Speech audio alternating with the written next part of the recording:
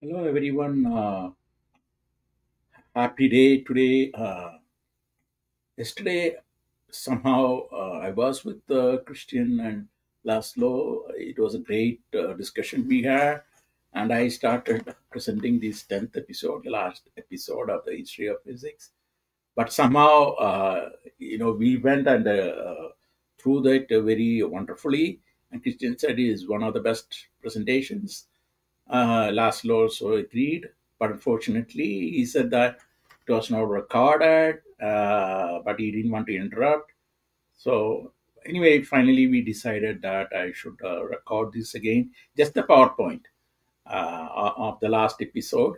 And it's not, although it's last episode, it's not really the very last, that it doesn't suddenly end like that. But essentially, the series ends because it's supposed to be only 10. Now, there will be addendum to that because we are talking about the emergent theories.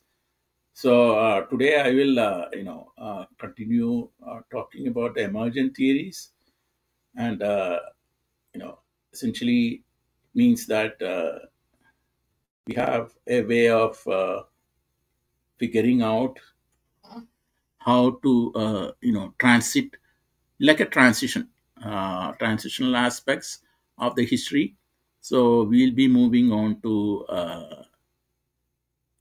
the contemporary theories, and we are moving algorithmic facts, that we are not forcing it or anything. At the same time, we are not speculating. It's just present the way it is. That's the history, the way it is, whatever it is, and just to get the facts. And then later on, we'll talk more about the philosophy and also religion and all that, and also maybe even politics and other aspects, technological aspects, the STEM aspects, technology, engineering, science, technology, engineering, math, and especially the AI, the IT aspects is so important now.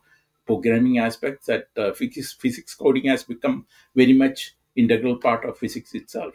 So there should be a program that should run in any particular paper article, and my recent papers have some program or other running, especially to do generate graphics and things like that.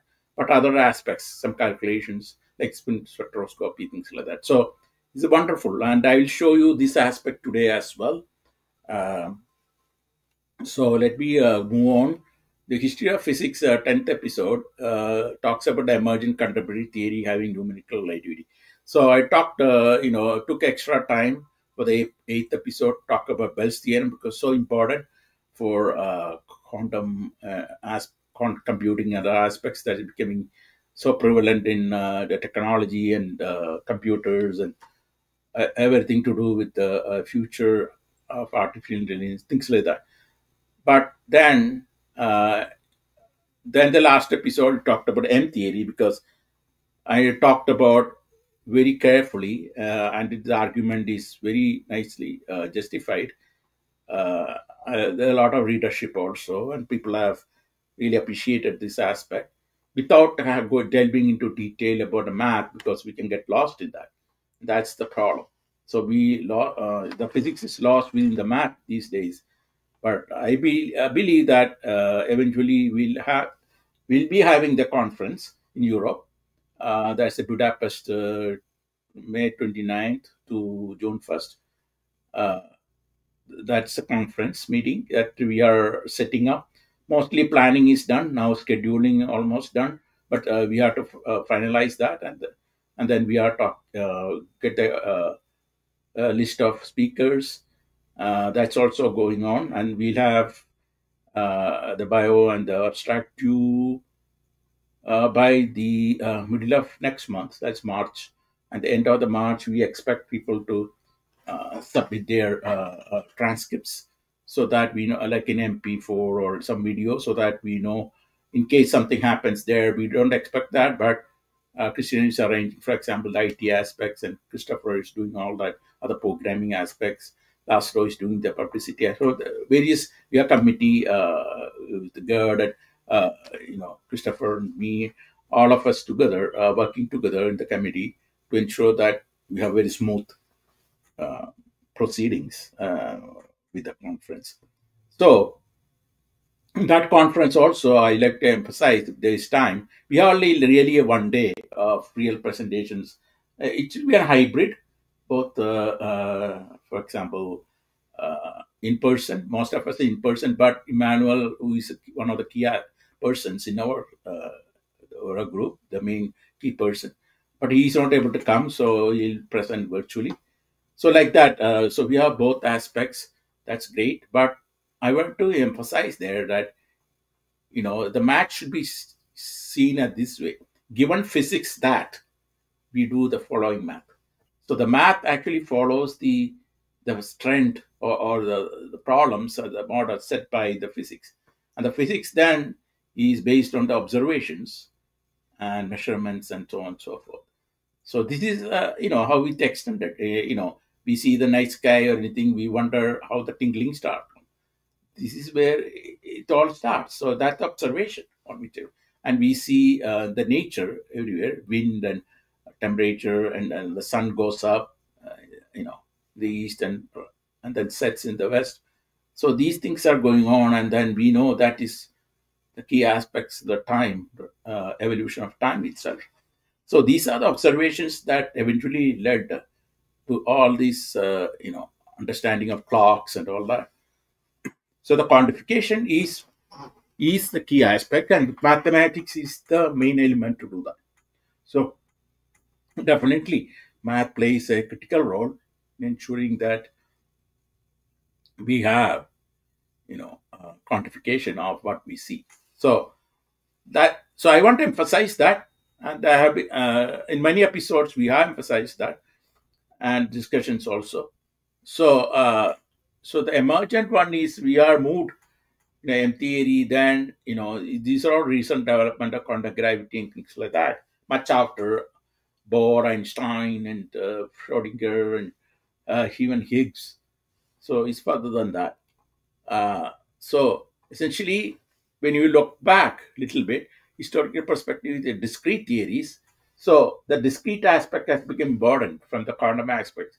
We know the continuum doesn't exist anymore, and I had also another conference, very important conference called APEC, about the UFOs and things like that with Emery Taylor.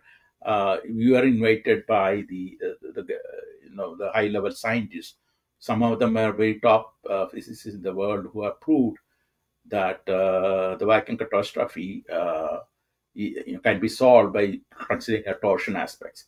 So those will, eventually will become part of the emergent theory, and it's a fantastic calculation that essentially proves about gravitons and micro black holes and all that, and definitely accounted for the 10 to the power 122 orders of magnitude, you know, uh, inconsistency between observation and the QED. That's what ripped apart the quantum and the relativity aspects. But I think with this, we can re-examine that, and then look into that more, into how to integrate all these field theories. So, because of the discrete nature which was introduced by the quantum aspects, and we know that's critical, we have particle and the field aspects. Numerical relativity has become very, very significant. The numerical relativity is the field of solving Einstein's equation of general relativity through computational techniques. So we know that the original Einstein equation is not solvable, but Schwarzschild came with a metric, and that became the key solution. That eventually led to understanding of black holes and so on and so forth. Uh, it's because of the Schwarzschild metric that the very black hole aspects came into being. But now that's just become very mainstream physics. So these equations describe the gravitational interactions of matter and energy. It's essentially the power of the gravity that is solved in this one. In a curved space-time, and crucial for understanding black holes, neutron stars, gravitational waves, and cosmology. So Newtonian mechanics said that it's a continuum. The gravity causes everything else, right? The mass to fall and all that. But Einstein came, that's not the case. The space-time, curvature of space-time, the matter curves the space-time, and then it tells how to move, and then that creates gravity. So it's a gravity is not a primary effect. And previous episodes we considered more in detail about the codes and everything, how Einstein equation came into being, and then Schrodinger equation separately. So we did look into a little bit of the math of that, just enough to understand the physics and the history of physics. So emergent contemporary theory refers to new developments in physics arise from the numerical and computation solutions to complex systems described with generality. So we have metrics. The matrix is so huge, normal computation things cannot handle that. We need really high levels of supercomputers. So these are all described by the citation, by the references, Pfeiffer and York, numerical relativity solving Einstein's equation. So these are a reason, 1 or 2 decades ago. Then Alcubierre, again 2008, introduction 3+1 numerical relativity, Oxford. I'll consider this a little bit further, what that 3+1 numerical relativity is. Okay, historical perspectives with the analytical numerology. Historical context of relativity and numerical methods. So general relativity, Einstein really formulated this in 1915 and revolutionized our understanding of gravity as the curvature of space-time. And then we are 1919 experiment and things like that. We went over that bending of light, which essentially supposedly proved that general relativity predictions. So essentially, then we have Einstein forming the basis for the modern physics in terms of relativity. So early computational attempts, the 1960s to 1980s, we are coming closer to our own era. My era probably started in 1960s. So, we were born around that time. And, so there was computational attempts during that time, the 1986 to 80s. Uh, the numerical solutions began in 1960s, but there was not enough computation power. Like I mentioned, Khosrow recorded yesterday that this very PC, the power of the PC uh, that it has immense power, was not even there in the large mainframe computers.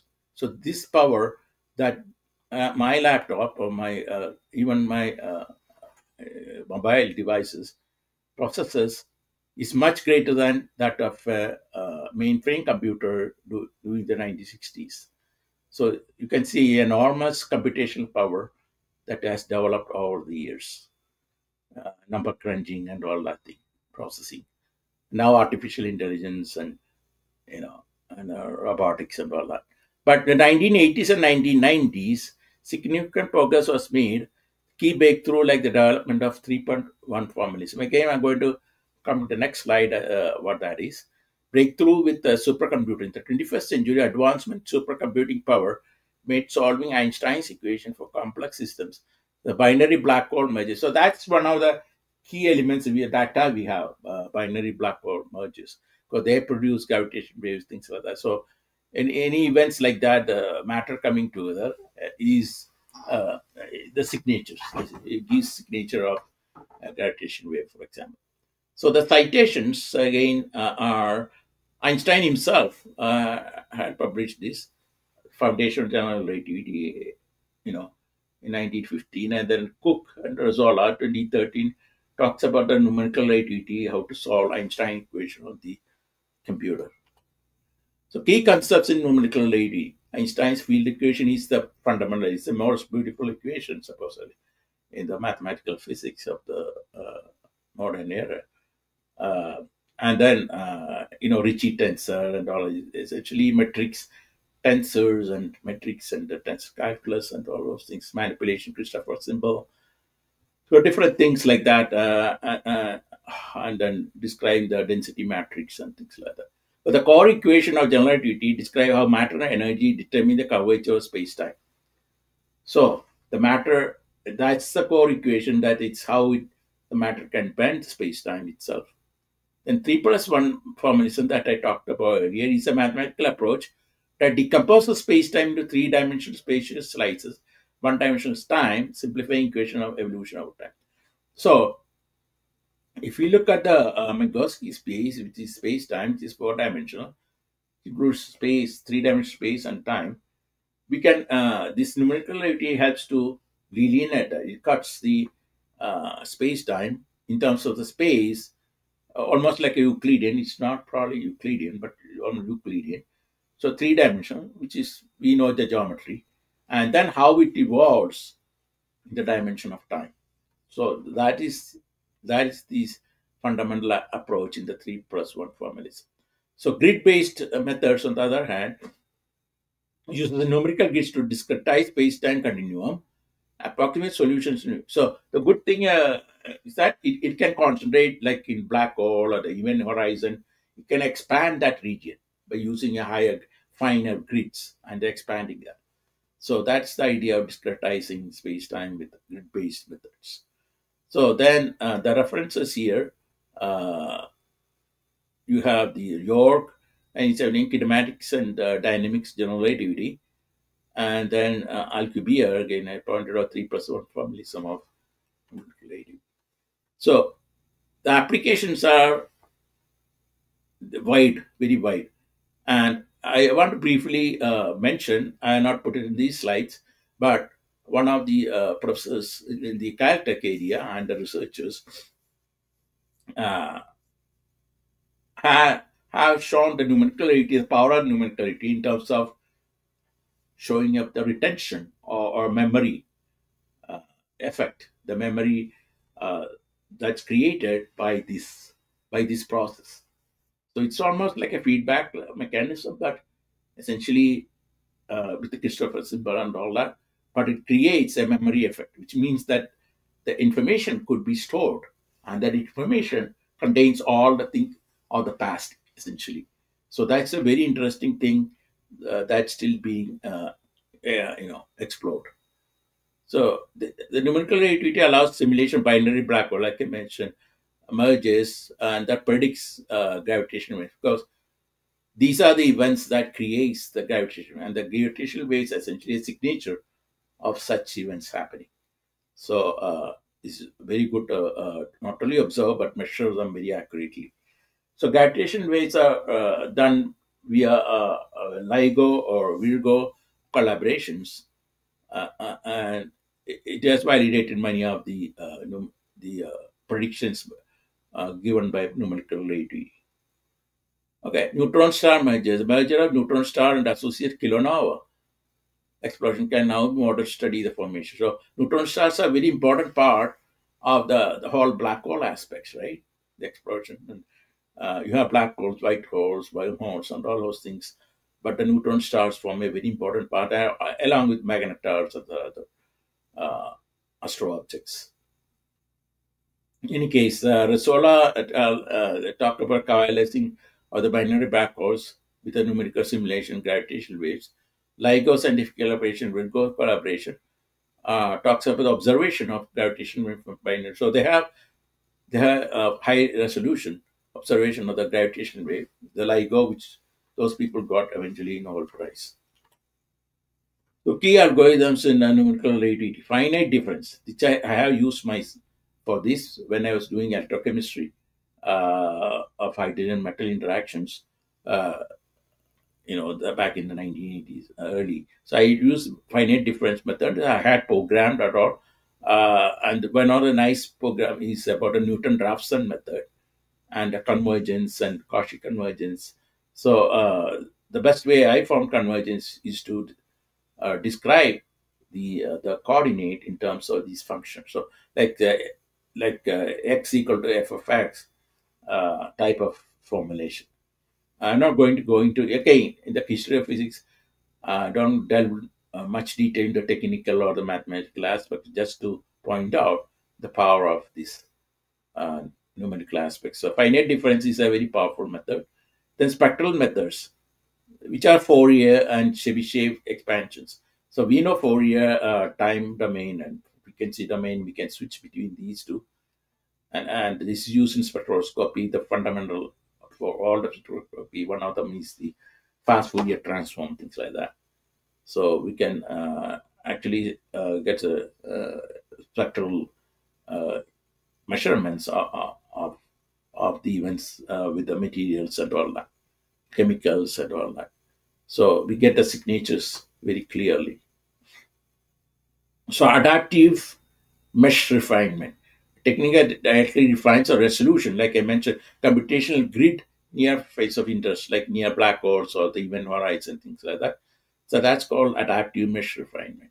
So Bernoulli and Hilditch talks about the numerical identity adaptive mesh refinement, black hole space types, and Gorgon and Jaronowski talks about the numerical methods for solving Einstein equation. So gravitational wave astronomy and numerical relativity. So like I mentioned, LIGO and Virgo are the most used for the detection and measurement of gravitational waves. So that's opened a new window into the universe. 87 is used to model waveforms generated by events like black hole mergers, which are compared with real detections. So you can actually, like you said, these are happening light years away, and so we are getting, you know, so many years after. So the question arises: are there any corruption on this sickness? That's always a question. We think that the light remains pure, carries the information all the way through without getting corrupted. But that's something cross-checking is important, and there are many techniques that's being developed to check whether that indeed is the case. Because the two main forms of information that we get are CMBR, is cosmic microwave background, and gravitational wave from the astrophysical perspective. Uh, and astronomy, especially all the observations and measurements through telescopes and other technical radio astronomy and all that. Okay. So and now people believe that Doppler effect should be considered as one of the ways we can figure out because Doppler talks about the motion, the change in uh, dynamics. We can measure that. So they indicates new types of events happening. Okay, the predicted and observed signals. Numerical relativity provides precise prediction for gravitation waveforms, aiding in the interpretation of detected signals. So, we using that.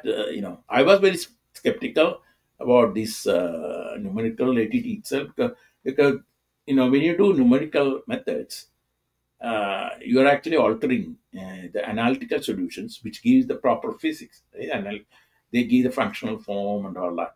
But when you do numerical, it can introduce not only errors, and we talk about that a little later, but also it can cause spurious effects. Right?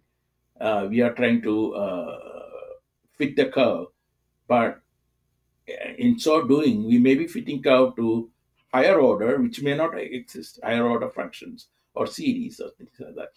So these are things we have to watch out for. We have to know our underlying physics before we delve deep into the numerical methods itself. So that's very important. We should cross-check that. So LIGO scientific collaboration, observation gravitation wave, binary black hole major, the Bertie gravitational wave detection, astrophysics, LIGO and Virgo. So these are our very useful references. So simulating neutron star and black hole mergers. Binary neutron star merger. Numerical relativity models help predict the dynamics of neutron star mergers, including the emission of gravitational waves and the formation of heavy elements. So the gravitational waves, or neutron star, but we also think heavy elements could be formed in the star systems. Some of even iron and other aspects, molten states, the molten aspect, and there is a newer thing about the liquid sun and all that. So it could be in the form of a molten liquid, or the plasma could be a molten liquid in that sense. So that's very interesting aspects. Uh, very rich metallization of the star systems could be possible. Black hole formation. Detailed simulation is essential for understanding formation of black holes from stellar collapse. That's the original way black holes were understood. The Chandrasekhar limit and all those things. The original way black holes were understood is that uh, if it has to have certain mass. When the mass of the star higher than certain limit given by the Schwarzschild matrix, uh, then they start collapsing because of the gravitational effect. And that's the fundamental aspect of the black holes itself. So then the light itself cannot escape. It's trapped inside the dynamics during mergers. So Shibata and Taniguchi, merger of binary neutron star numerical relativity, and then Faber in simulations of binary black hole mergers in numerical relativity, effect of the precession. As we know, Thomas precession, different things, very important part of the magnetics, how it interacts, especially even classical mechanics talks about a precession, like a top of the electron because of the bound magneton, things like that. So those are very important aspects. The key aspects for spin, uh, even the spin spectroscopy I'm developing. Uh, the physics diagram is the simplest, one of the simplest part of the gravitational wave astronomy. You have nice sinusoidal wave and things like that. But normally there are a lot of striations and noise and all that things coming up, and they represent some things that's going on, like the fine structure, the inner structures that's going on, the morphology or the microstructure that's going on inside of all that. During mergers, especially, you have different formation of structures, even fine structures. Now, this is another simulation, again using Python and all that. Like I said, combined it with AI and some Python coding uh, to get the graphics. This is from somebody else. We have put the data from the literature that is pulled, and then this is plotted. Space-time curvature around a black hole approximately using gravitational potential. Matplotlib contour to represent space-time. So these inner aspects is where you see the distortion of the grid because of the black hole effect and the Schwarzschild radius. So you have this forming, and this represent. This is one of the simpler pictures actually. It's much more complex than that in actual reality, but it gives a flavor for how things work. Okay, challenges in numerical relativity, computational costs. Of course, so you know that you know any computation supercomputer costs a heck of a lot to actually do any type of computational processing. Numerical simulations are completely intensive, requiring high performance supercomputers. Initial data. The biggest problem is these are initial value sensitive, highly sensitive initial values. Some of others are like boundary value problems. They're sensitive to that. But here is the initial value of sensitive is partly related to the inflation aspect of the black holes and things like that. But black holes inherently are initial value problem. So the mass, how the mass is accumulated, greater than the Schwarzschild matrix or Chandrasekhar lemma, and that's the key criteria on which the black hole systems are forming for the gravitational collapse. Constructing initial data for merging black holes or planetary is complex, involves choosing appropriate initial condition match expected physical configuration. So we have to really uh, adjust between these two, the physical configuration, the mathematical initial condition, things like that. So between the two, the interplay between the two decides all that. So it's highly complex. Error analysis. Of course, in this process, you have uh, errors that is coming, and we have to really figure out what type of errors they are, mathematical, physical, and how to reduce the amount of errors, especially singularities. Everything kind of blows out. The event horizons, same problem, and we have total decohesion, decoherence of these equations themselves. The geometry itself becomes warped. So, introduction to 3 plus 1 numerical relativity by Alcubia and Baumgarte and Shapiro, numerical relativity, solving Einstein equation on the computer. Conclusions: numerical relativity's impact. Numerical relativity has made groundbreaking progress in modeling gravitational phenomena, has been crucial in detecting and understanding gravitational waves. Emergent contemporary theory. The ongoing episode numerical relativity continues to push the frontiers of computational physics and understanding of universe's most extreme objects. So this is ongoing aspects, and even Christopher talked about that a few episodes ago, and we'll be pursuing that further because I myself more in the time aspects, the rank six tensor time and scalar and vector times. And now I have come to a reasonable thing with spin spectroscopy and also the time itself.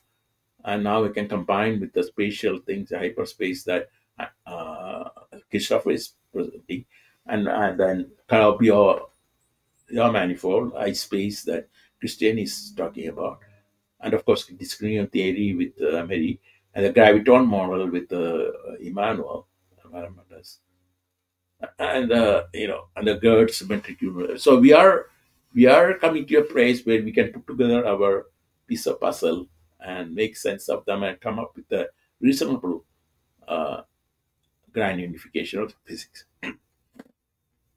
So citations are Rasola and Sanotti, numerical relativistic simulation of binary black hole, and Pretorius, evolution of binary black hole space times. These are on 2005 after 2000s. So it's very recent. So the presentation includes concepts of the numerical relativity and current developments, citations, seminar work in the field, and provides solid overview both history and future of the numerical relativity. So that's one of the reasons I am emphasizing because numerical relativity has become the key thing to make quantum gravity possible, the discretion. But of course, people are always, that's something we'll be discussing. Should we discretize space time and do that way or go the other way around? You know, uh, we use the general relativity in the quantum mechanics and how to extrapolate that, how to globalize that is something that. So there are many approaches to this problem.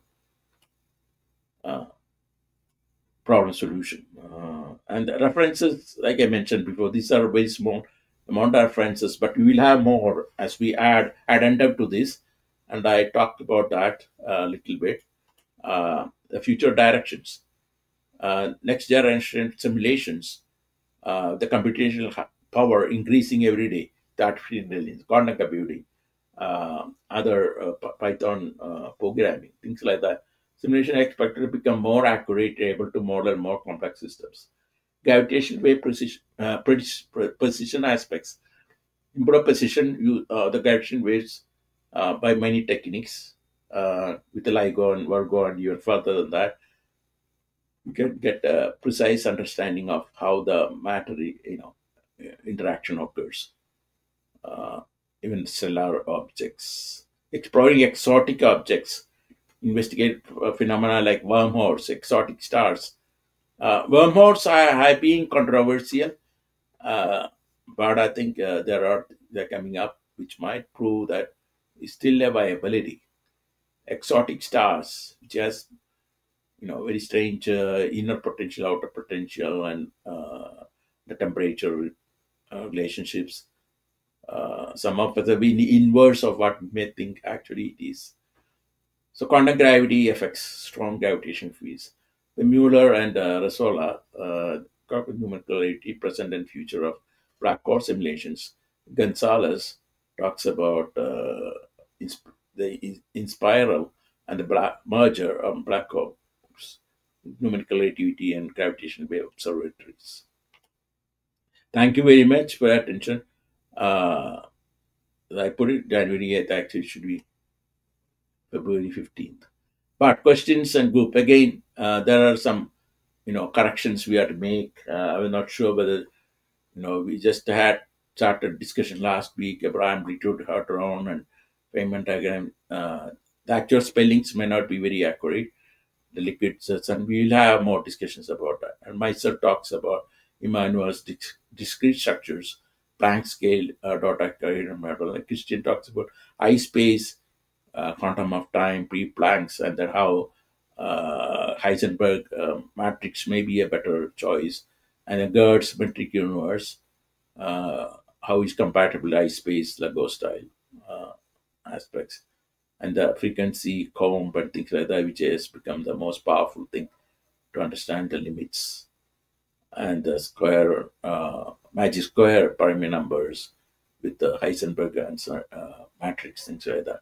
So Heisenberg uncertainty is something that's being looked into uh, more closely now. That may be very important for quantum gravity also.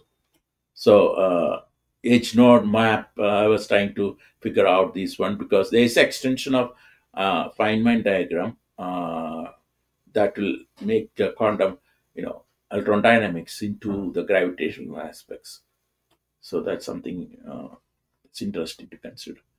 So our physics theory is unifying modeling, like using graviton particle, which is a hypothetical particle right now. But I don't know whether ever you'll be able to measure them because the energy required are much beyond any capability of let's see in the near future. But there may be some clever techniques people may come up with to figure out that. Experimentally prove granified physics. So now history of physics more produce documentary movie. So that's the next project. That's a long-term project, documentary movie, and I'm starting to coding that. Some information I have, but I'm trying to gather and with